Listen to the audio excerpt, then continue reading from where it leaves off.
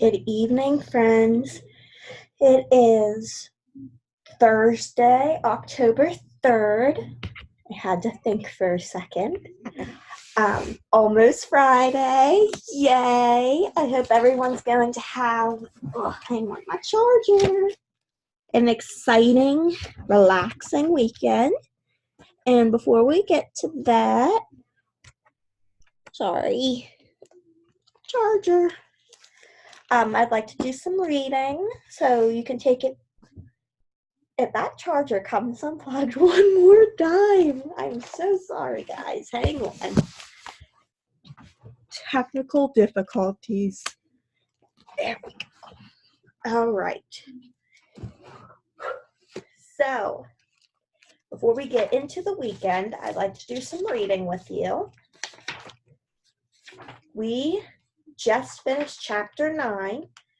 Edmund went to the White Witch's house and told her about his siblings and Aslan, and she demanded that her servant get the sleigh ready, but to use the harnesses without the bells. This is chapter 10. The spell begins to break. Now we must go back to Mr. and Mrs. Beaver and the 3 other children. As soon as Mr. Beaver said, "There's no time to lose," everyone began bundling themselves into coats, except Mrs. Beaver, who started picking up sacks and laying them on the table and said, "Now, Mr. Beaver, just reach down that ham, and here's a packet of tea, and there's sugar and some matches, and if someone will get 2 or 3 loaves out of the crock over there in the corner." "What are you doing, Mrs. Beaver?" exclaimed Susan. "Packing a load for each of us, dearie," said Mrs. Beaver very coolly. "You didn't think we'd set out on a journey with nothing to eat, did you?" "But we haven't time," said Susan, buttoning the collar of her coat. "She may be here any minute." "That's what I say," chimed in Mr. Beaver. "Get along with you all," said the wife. "Think it over, Mr. Beaver. She can't be here for a quarter of an hour at least." "But don't we want as big a start as we can possibly get," said Peter, "if we're to reach the stone table before her?" "You've got to remember that, Mrs. Beaver," said Susan. "As soon as she has looked in here and finds we're gone, she'll be off at top speed." "That she will," said Mrs. Beaver, "but we can't get there before her whatever we do, for she'll be on a sled and we'll be walking." "Then have we no hope?" said Susan. "Now don't you get fussing, there's a dear," said Mrs. Beaver, "but just get half a dozen clean handkerchiefs out of the drawer. Of course we've got a hope. We can't get there before her, but we can keep under cover and go by ways she won't expect, and perhaps we'll get through." "That's true enough, Mrs. Beaver," said her husband, "but it's time we were out of this." "And don't you start fussing either, Mr. Beaver," said his wife. "There, that's better. There's 5 loads, and the smallest for the smallest of us. That's you, my dear," she added, looking at Lucy. "Oh, do please come on," said Lucy. "Well, I'm nearly ready now," answered Mrs. Beaver at last, allowing her husband to help her into her snow boots. "I suppose the sewing machine's too heavy to bring?" "Yes, it is," said Mr. Beaver, "a great deal too heavy, and you don't think you'll be able to use it while we're on the run, I suppose?" "I can't abide the thought of that witch fiddling with it," said Mrs. Beaver, "and breaking it or stealing it, as likely as not." "Oh, please, please, please do hurry," said the 3 children. And so at last they all got outside, and Mr. Beaver locked the door. "It'll delay her a bit," he said. And they set off, all carrying their loads over their shoulders. The snow had stopped and the moon had come out when they first began their journey. They went in single file. First Mr. Beaver, then Lucy, then Peter, then Susan, and Mrs. Beaver last of all. Mr. Beaver led them across the dam and onto the right bank of the river, and then along a very rough sort of path among the trees right down by the river bank. The sides of the valley, shining in the moonlight, towered up far above them on either hand. Best keep down here as much as possible, he said. She'll have to keep to the top, for you couldn't bring a sled down here. It would have been a pretty enough scene to look at through a window from a comfortable armchair, and even as things were, Lucy enjoyed it at first. But as they went on walking and walking and walking, and as the sack she was carrying got heavier and heavier, she began to wonder how she was going to keep it up at all. And she stopped looking at the dazzling brightness of the frozen river with all its waterfalls of ice, and at the white masses of the tree tops and the great glaring moon and the countless stars, and could only watch the little short legs of Mr. Beaver going pat, pat, pat, pat, pat through the snow in front of her, as if they were never going to stop.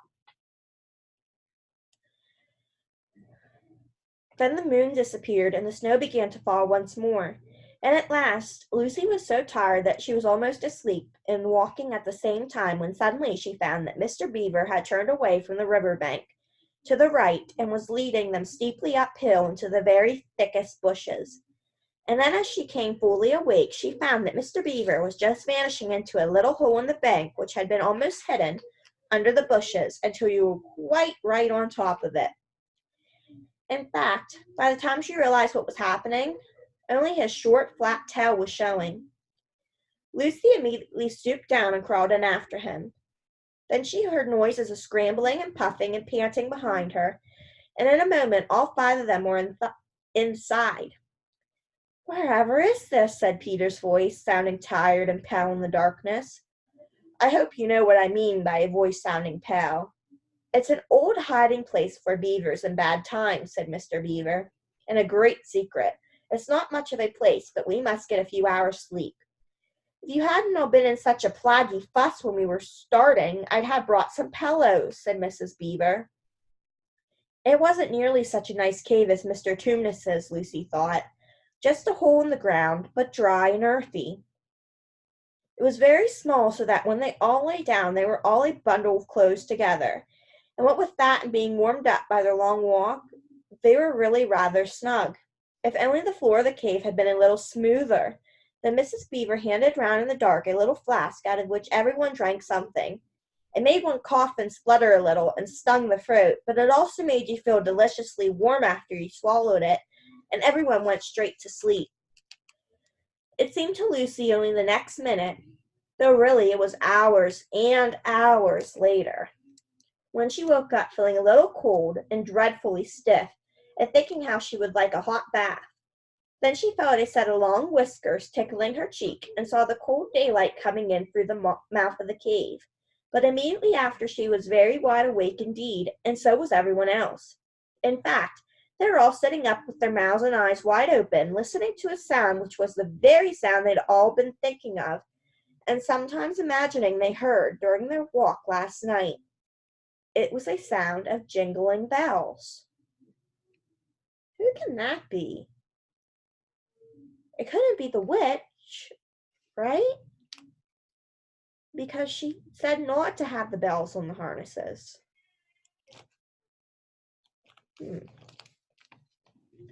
Mr. Beaver was out of the cave like a flash the moment he heard it. Perhaps you think, as Lucy thought for a moment, that this was a very silly thing to do, but it was really a very sensible one. He knew he could scramble to the top of the bank among bushes and brambles without being seen, and he wanted above all things to see which way the witch's sled went. The others all sat in the cave waiting and wondering. They waited nearly 5 minutes. Then they heard something that frightened them very much. They heard voices. "Oh," thought Lucy, "he's been seen. She's caught him." Great was their surprise when a little later they heard Mr. Beaver's voice calling to them from just outside the cave. "It's all right," he was shouting. "Come out, Mrs. Beaver. Come out, sons and daughters of Adam. It's all right. It isn't her." This was bad grammar, of course, but that is how beavers talk when they are excited. I mean, in Narnia, in our world, they usually don't talk. So Mrs. Beaver and the children came bundling out of the cave, all blinking in the daylight and with earth all over them, and looking very frothy and unbrushed and uncombed and with the sleep in their eyes. "Come on," cried Mr. Beaver, who was almost dancing with delight. "Come and see. This is a nasty knock for the witch. It looks as if her power is already crumbling." "What do you mean, Mr. Beaver?" panted Peter, as they all scrambled up the steep bank of the valley together. "Didn't I tell you," answered Mr. Beaver, "that she'd made it always winter and never Christmas? Didn't I tell you? Well, just come and see." And when they were all at the top and did see, it was a sled, and it was reindeer with bells on their harnesses. But they were far bigger than the witch's reindeer, and they were not white, but brown. And on the sled sat a person whom everyone knew the moment they set eyes on him. He was a huge man in a bright red robe, bright as holly berries, with a hood that had fur inside it, and a great white beard that fell like a foamy waterfall over his chest. Everyone knew him because, though you see people of his sort only in Narnia, you see pictures of them and hear them talked about even in our world, the world on this side of the wardrobe door. When you really see them in Narnia, it is rather different. Some of the pictures of Father Christmas in our world make him look only funny and jolly, but now that the children actually stood looking at him, they didn't find it quite like that. He was so big and so glad and so real that they all became quite still. They felt very glad, but also solemn. "Who is it?" "I've come at last," said he. "She has kept me out for a long time, but I have got in at last. Aslan is on the move. The witch's magic is weakening." And Lucy felt running through her that deep shiver of gladness which you only get if you are bringing solemn and still. "And now," said Father Christmas, "for your presents. There is a new and better sewing machine for you, Mrs. Beaver. I will drop it in your house as I pass." "If you please, sir," said Mrs. Beaver, making a curtsy, "it's locked up." "Locks and bolts make no difference to me," said Father Christmas. "And as for you, Mr. Beaver, when you get home you will find your dam finished and mended and all the leaks stopped and a new sluice gate fitted." Mr. Beaver was so pleased that he opened his mouth very wide and then found he couldn't say anything at all. "Peter, Adam's son," said Father Christmas. "Here, sir," said Peter. "These are your presents," was the answer, "and they are tools, not toys. The time to use them is perhaps near at hand. Bear them well." With these words he handed to Peter a shield and a sword. The shield was the color of silver, and across it there ramped a red lion, as bright as a ripe strawberry at the moment when you picked it. The hilt of the sword was of gold, and it had a sheath and a sword belt and everything it needed, and it was just the right size and weight for Peter to use. Peter was silent and solemn as he received these gifts, for he felt they were a very serious kind of present. "Susan, Eve's daughter," said Father Christmas, "these are for you." And he handed her a bow and a quiver full of arrows and a little ivory horn. "You must use the bow only in great need," he said, "for I do not mean you to fight in the battle. It does not easily miss. And when you put this horn to your lips and blow it, then wherever you are, I think help of some kind will come to you." Last of all, he said, "Lucy, Eve's daughter," and Lucy came forward. He gave her a little bottle of what looked like glass, but people said afterward that it was made of diamond, and a small dagger. "In this bottle," he said, "there is a cordial made of the juice of one of the fire flowers that grow in the mountains of the sun. If you or any of your friends is hurt, a few drops of this will restore them, and the dagger is to defend yourself as great need, for you also are not to be in the battle." "Why, sir?" said Lucy. I don't know, but I think I could be brave enough." "That is not the point," he said, "but battles are ugly when women fight. And now, Here he suddenly looked less grave. Here is something for the moment for you all. And he brought out, I suppose from the big bag at his back, but nobody quite saw him do it, a large tray containing 5 cups and saucers, a bowl of lump sugar, a jug of cream, and a great big teapot all sizzling and piping hot. Then he cried out, "Merry Christmas! Long live the true king!" and cracked his whip, and he and the reindeer and the sled and all were out of sight before anyone realized that they had started. Peter had just drawn his sword out of its sheath and was showing it to Mr. Beaver when Mrs. Beaver said, now then, don't stand talking there till the tea gets cold, just like men. Come and help to carry the tray down, and we'll have breakfast. What a mercy I thought of bringing this bread knife." So down the steep bank they went and back to the cave, and Mr. Beaver cut some of the bread and ham into sandwiches, and Mrs. Beaver poured out the tea, and everyone enjoyed themselves. But long before they had finished enjoying themselves, Mr. Beaver said, "Time to be moving on now." Chapter 11. Aslan is nearer. Edmund, meanwhile, had been having a most disappointing time. When the dwarf had gone to get the sled ready, he expected that the witch would start being nice to him, as she had been at their last meeting. But she said nothing at all, and when Edmund at last plucked up his courage to say, "Please, your majesty, could I have some Turkish delight? You said," she answered, "Silence, fool!" Then she appeared to change her mind, and said as if to herself, "Yet it will not do to have the brat fainting on the way." And once more, hands clapped. Another dwarf appeared. "Bring the human creature food and drink," she said. The dwarf went away, and presently returned bringing an iron bowl with some water in it, and an iron plate with a hunk of dry bread on it. He grinned in a repulsive manner as he set them down on the floor beside Edmund and said, "Turkish delight for the little prince. Ha, ha, ha." "Take it away," said Edmund sulkily. "I don't want dry bread." But the witch suddenly turned on him with such a terrible expression on her face that he apologized and began to nibble at the bread, though it was so stale he could hardly get it down. "You may be glad enough of it before you taste bread again," said the witch. While he was still chewing away, the first dwarf came back and announced the sled was ready. The white witch rose and went out, ordering Edmund to go with her. The snow was again falling as they came into the courtyard, but she took no notice of that and made Edmund sit beside her on the sled.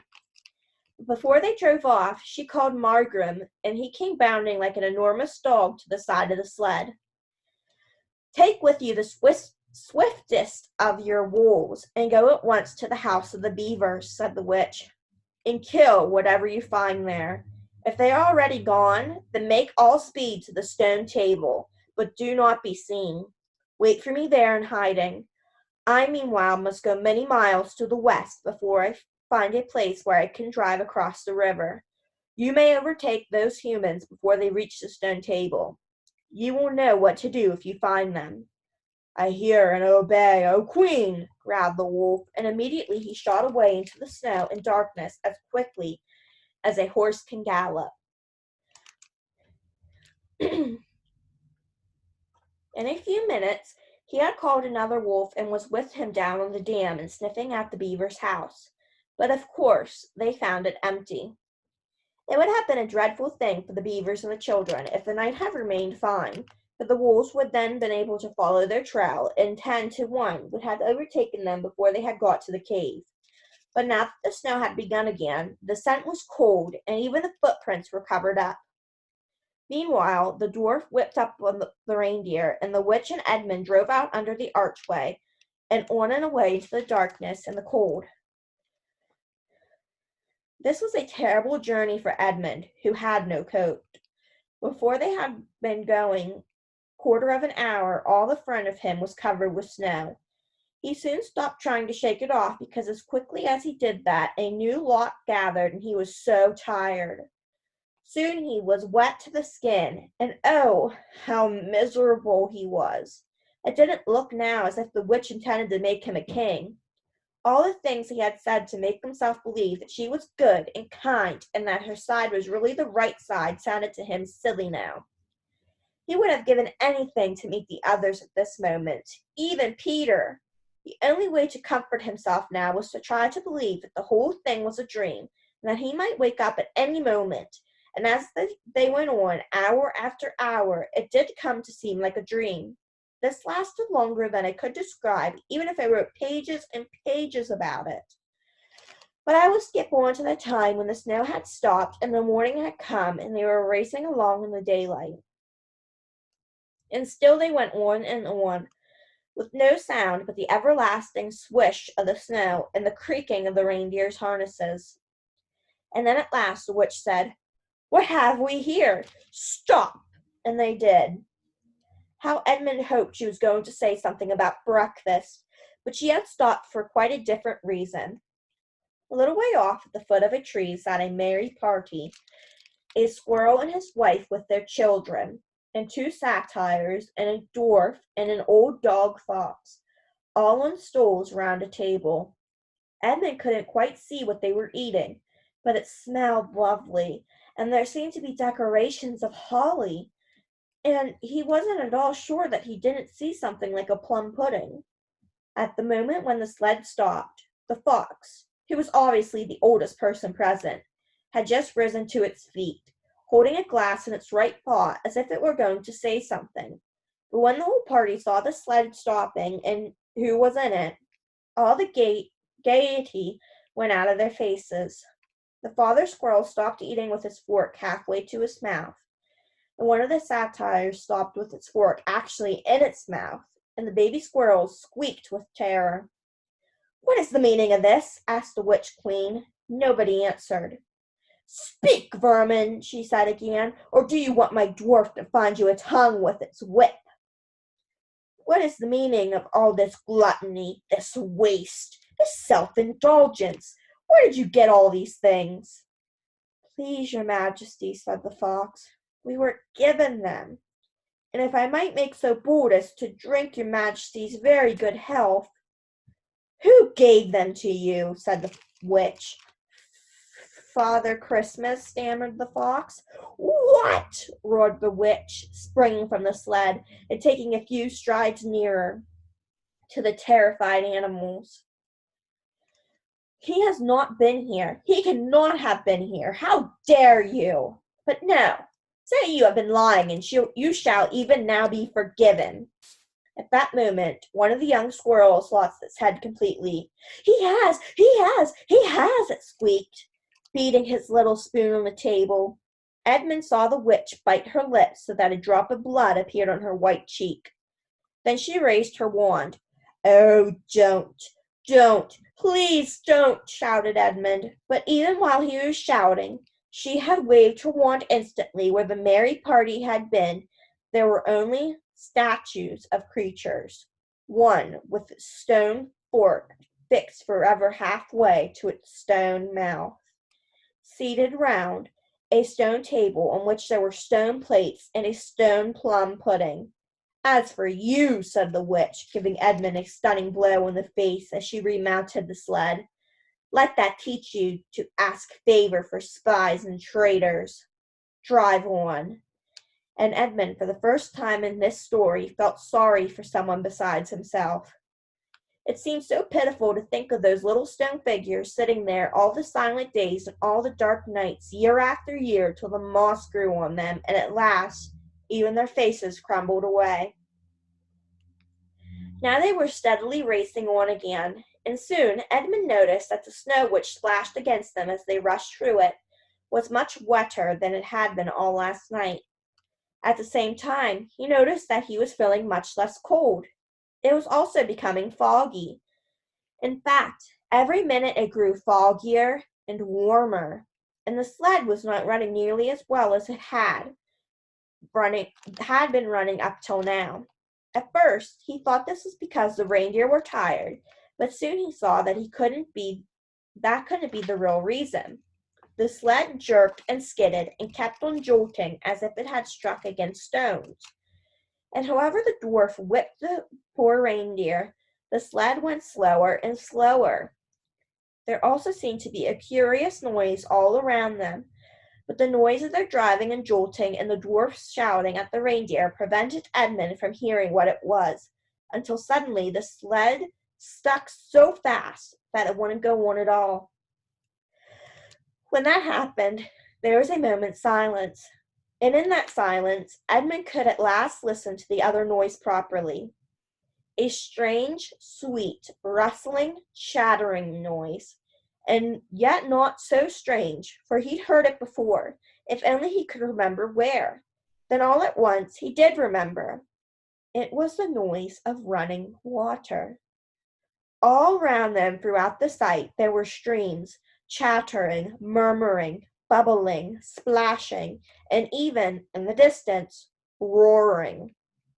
And his heart gave a great leap, though he hardly knew why, when he realized that the frost was over, and much nearer there was a drip, drip, drip from the branches of all the trees.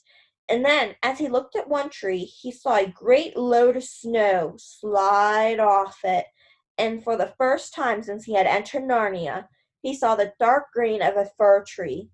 But he hadn't time to listen or watch any longer, for the witch said, "Don't sit staring, fool! Get out and help!" And of course Edmund had to obey. He stepped out into the snow, but it was only slush by now, and began helping the dwarf to get the sled out of the muddy hole it had got into. They got it out in the end, and by being very cruel to the reindeer, the dwarf managed to get it on the move again, and they drove a little further. And now the snow was really melting in earnest, and patches of green grass were beginning to appear in every direction. Unless you have looked at a world of snow as long as Edmund had been looking at it, you will hardly be able to imagine what a relief those green patches were after the endless white. Then the sled stopped again. "It's no good, your majesty," said the dwarf. "We can't sled in this thaw." "Then we must walk," said the witch. "We shall never overtake them walking," growled the dwarf. "Not with the start they've got." "Are you my counselor or my slave?" said the witch. "Do as you're told. Tie the hands of the human creature behind it, and help and keep hold of the end of the rope. And take your whip and cut the harnesses of the reindeer. They'll find their own way home." The dwarf obeyed, and in a few minutes Edmund found himself being forced to walk as fast as he could, with his hands tied behind him. He kept on slipping in the slush and mud and wet grass, and every time he slipped the dwarf gave him a curse and sometimes a flip with the whip. The witch walked behind the dwarf and kept on saying, "Faster, faster!" Every moment the patches of green grew bigger, and the patches of snow grew smaller. Every moment more and more of the trees shook off their ropes of snow. Soon, wherever you looked, instead of white shapes, you saw the dark green of firs or the black prickly branches of bare oaks and beeches and elms. Then the mist turned from white to gold and presently cleared away altogether. Shafts of delicious sunlight struck down onto the forest floor, and overhead you could see a blue sky between the tree tops. Soon there were more wonderful things happening.